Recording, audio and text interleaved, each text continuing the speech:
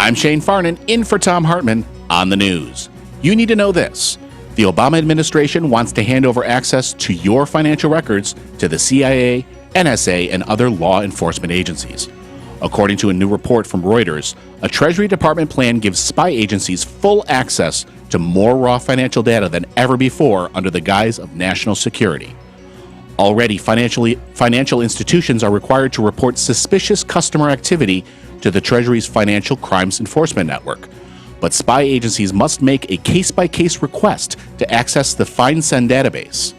Under the new plan, agencies would have unlimited access to the financial records of millions of Americans. A Treasury spokesperson said that United States law already allows FineSend to share information with agencies and that there are privacy safeguards in place under the Bank Security Act. But Michael German of the ACLU calls the proposal a black hole, saying, "Time and again, we have evidence, unfortunately well after the fact, that somebody's civil rights have been violated, that the intelligence community simply ignores the rules." End of quote. Allowing more government surveillance is a bad idea. Over the past decade, we've seen presidents and spy agencies chip away at our civil rights, all in the name of national security, and this plan is simply another attack on our privacy. As Benjamin Franklin said, those who would give up essential liberty to purchase a little temporary safety deserve neither liberty nor safety. We must stand up for the precious civil liberties guaranteed to us in the Constitution, or we'll soon find they no longer exist. In Screwed news, Alec is behind a new bill in Tennessee which blocks public unions from participating in the political process. House Bill 913 forbids the Tennessee State Employees Union from using dues money for anything but collective bargaining, enforcing union contracts, or assisting members with grievance procedures.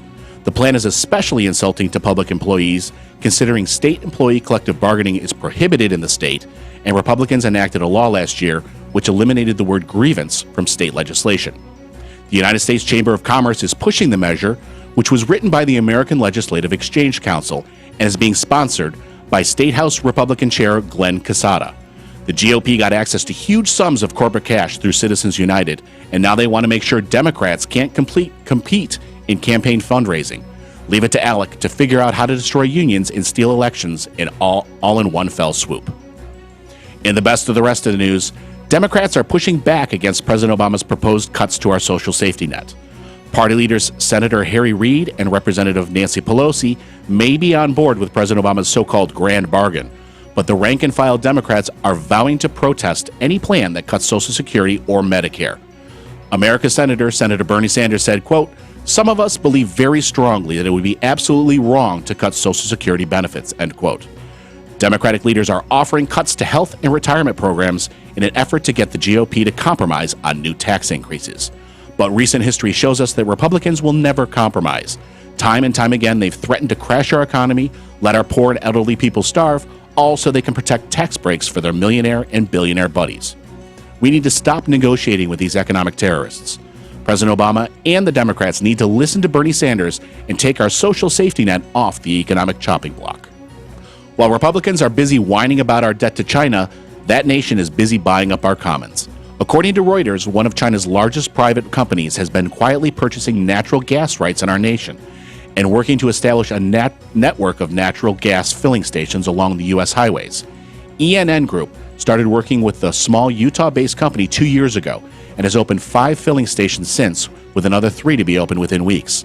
Natural gas fracking is a highly controversial process and has led to the contamination of land, groundwater, and drinking wells throughout our nation. Now we're letting foreign companies take part in this risky process? This is insane. Our energy production should be part of the commons and subject to much stricter regulation.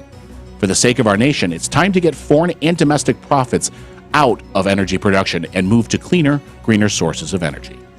For the first time in over 1,200 years, a non-European was elected to lead the Catholic Church. 76-year-old Argentinian Cardinal Jorge Mario Bergoglio was voted to be the next pope yesterday and will take the name of Francis I. Bergoglio is considered to be among the most conservative Catholic leaders in South America and is openly opposed to homosexuality, abortion, and contraception. However, the new pope has a strong history of working to help the poor and has called on Catholics to donate funds to help alleviate poverty. Since becoming cardinal in 2001, Bergoglio has lived modestly in a simple apartment where he prepares his own meals and travels by bus rather than limousine. 1.5 billion Roman Catholics now have a new leader, and the whole world is watching to see what direction Pope Francis will move the church in next. And finally, according to a report by NBC Miami, a Florida teen was exhausted from running from police after assaulting his foster mother. Seeking a place to rest and avoid capture, he was thrilled to find a kind neighbor willing to help him hide out. The neighbor allowed the teenager to come inside and relax on a nice comfy seat on his leather couch. However, the teen had no idea the man helping him just so happened to be an off-duty officer. So while the assailant reclined, the off-duty cop called his colleagues, who came to arrest the teenager. It was definitely a bad decision to take a swing at his foster mother, but I'm betting the teen thinks his choice of hiding spots was even worse. And that's the way it is today, Thursday, March 14th, 2013. I'm Shane Farnan in for Thom Hartmann on the news.